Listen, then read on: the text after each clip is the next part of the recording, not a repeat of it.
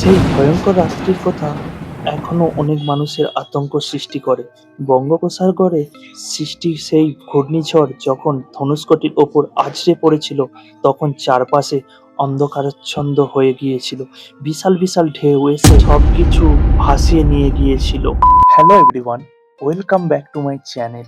দেখতেই পাচ্ছ আমরা পুরো রেডি হয়ে গেছি একটা দারুণ ট্রিপের জন্য। আমাদের গাড়ি চলে এসেছে আর আমরা খুব এক্সাইটেড আজকের এই জার্নির জন্য। ক্যামেরাটা অন করে রাখলাম যাতে পুরো জার্নির প্রতিটা মুহূর্ত তোমরা দেখতে পারো। মাইলের পর মাইল পথ পেরিয়ে আমাদের গাড়ি এসে থামলো মাদুরাই মীনাক্ষী আম্মার মন্দিরের পবিত্র দ্বারে। এই দীর্ঘ যাত্রাপথের প্রতিটি মুহূর্ত ক্লান্তি যেন ধুয়ে মুছে সাফ হয়ে গেল। আমাদের চোখ পড়ল এই সুবিশাল মন্দিরের অপরূপ স্থাপত্যের উপর।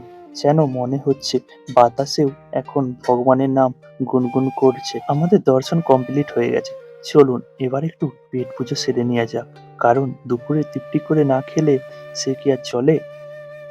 দেখো গাইস, আমরা এসে পড়েছি সমুদ্রতে। পাম্মান ব্রিজ নামটা শুনলেই এক অন্যরকম শিহরণ আর কৌতূহল জেগে ওঠে। আজ আমরা সেই ঐতিহাসিক পাম্মান ব্রিজের ঠিক মাঝখানে দাঁড়িয়ে আছি। চারিদিকে শুধু খোলা আকাশ আর সমুদ্রের গর্জন।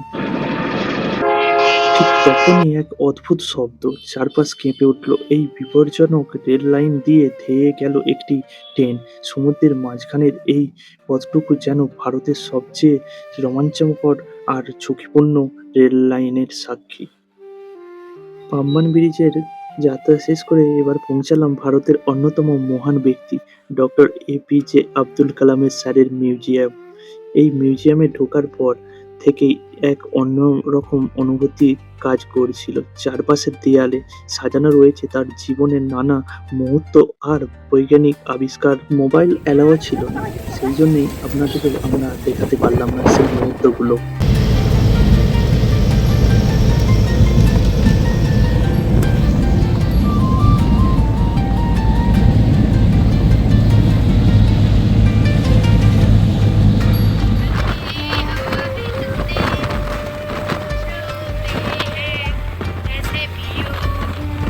তো বন্ধুরা, এই জায়গাটা থেকে চিনতে পারছো, এইটা হচ্ছে ধনুষ্কটি, ইন্ডিয়ার শেষ সীমান্ত। বহু বছর আগে এই ধনুষ্কটি ছিল এক ব্যস্তময় শহর। সময়ের সাথে সাথে আজ তা ধ্বংসবিশেষে পরিণত হয়েছে, তবু এই রূপ আজও মানুষকে টেনে আনে তার কাছে।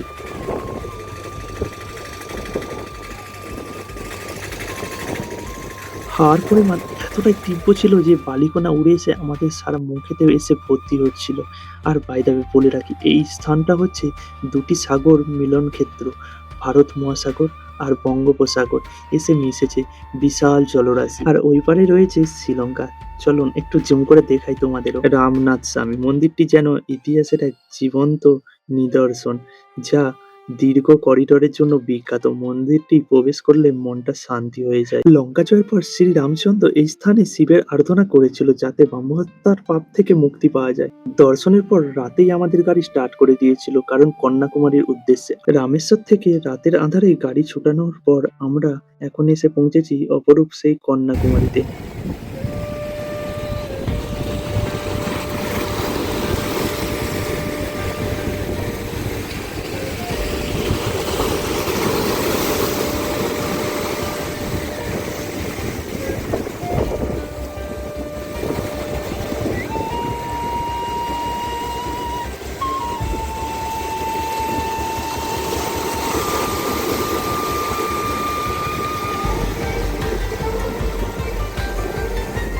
লাইনের সংখ্যা দেখে আমার তো মাথায় হাত পড়ে গেছে। বিবেকানন্দ মেমোরিয়াল রক যাওয়ার জন্য এত লাইন, আমি তো অবাক হয়ে গেছি। ১০০ টাকার টিকিটটা, এত লাইন। চলো আমরা ৩০০ টাকার টিকিটটা ট্রাই করবো। ৩০০ টাকার টিকিট শেষ পর্যন্ত আমাদেরকে কাটতে হলো। বোটের যাত্রা শুরু সেই যেন রোমাঞ্চকর অভিজ্ঞতা। বোটটি যখন সমুদ্রের নীল জলরাশি চিরে এগিয়ে চলেছে, তখন তিন সাগরের মিলনস্থল, সেই বিশালতা, চোখে পড়ার দৃশ্য। পাথরের টুকরোটা যেন সময়ের সাক্ষী হয়ে দাঁড়িয়ে আছে। ওইখানে স্বামী বিবেকানন্দ ধ্যানমগ্ন হয়েছিল সেই ভূমিতে।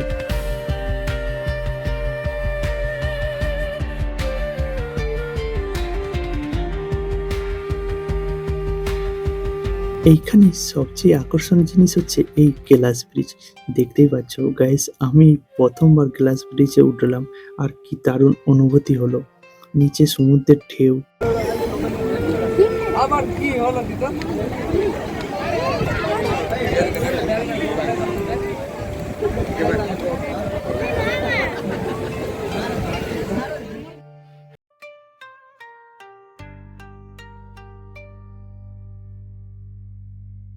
সময় হয়ে গেছে বাড়ি ফেরার পালা।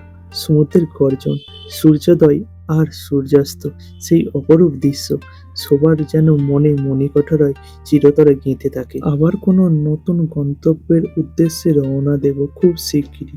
চলুন, ভিডিওটা কেমন লাগলো জানিও, লাইক শেয়ার অ্যান্ড কমেন্ট করে দিও।